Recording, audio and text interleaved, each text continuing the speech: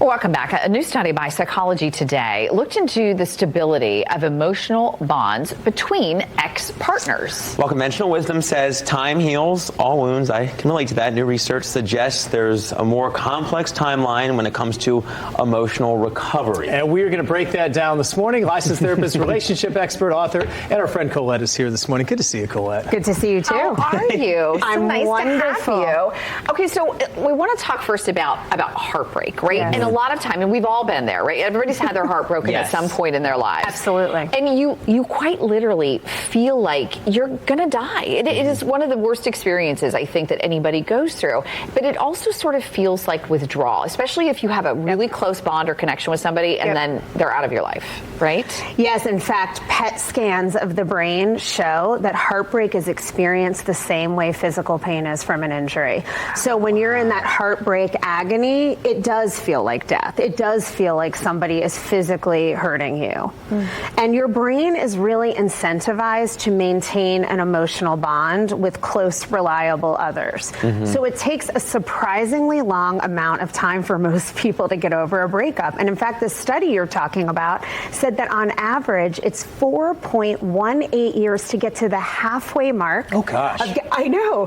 And then 8 years on average for an emotional connection to dissolve entirely, which is mind-boggling, right? It is, and I'm sure it changes. There's so many variables. How long you're with the person, how close the way you handle emotions, that's got to be so different for everyone. Yes, it's really variable and individual. So to some degree, it can depend on your own attachment style. People who are more anxiously attached tend to be more preoccupied with their partner.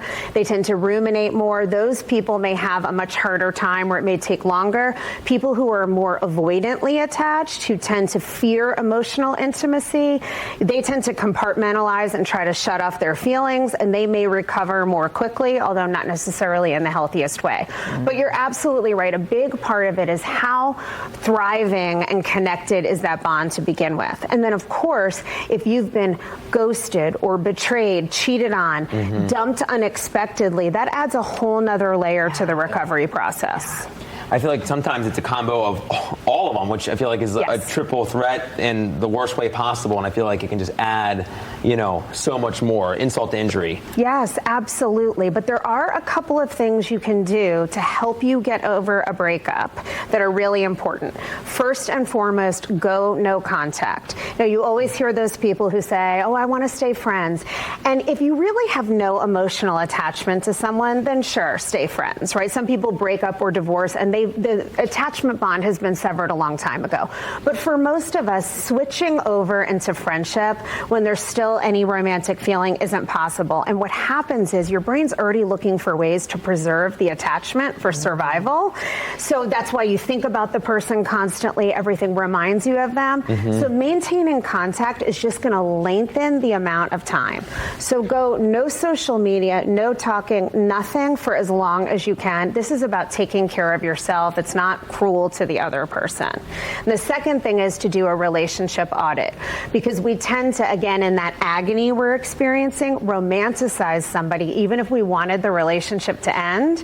And as you get farther away from them, you start to forget all the reasons they stunk as a partner, right? And you're like, oh, but this was so great. So you need a list of all the positives and all the negatives that you can whip out every time you're romanticizing them or villainizing them. We want to try to keep our brain in that balanced state of really understanding there's probably something positive you gained and learned, and also reasons that you broke up with that person. And the third thing is spend time with quality people who fill you up, remind you who you are, do fun things. This isn't about distraction. This is about really reconnecting with yourself and leaning on the other attachments you have in your life for support. I love that. It's great advice. Yeah, Colette, we absolutely. always love having you. Thank you so I love much. being here. Thank you. Thank you, Colette. See you. Thanks for having me. Thank you.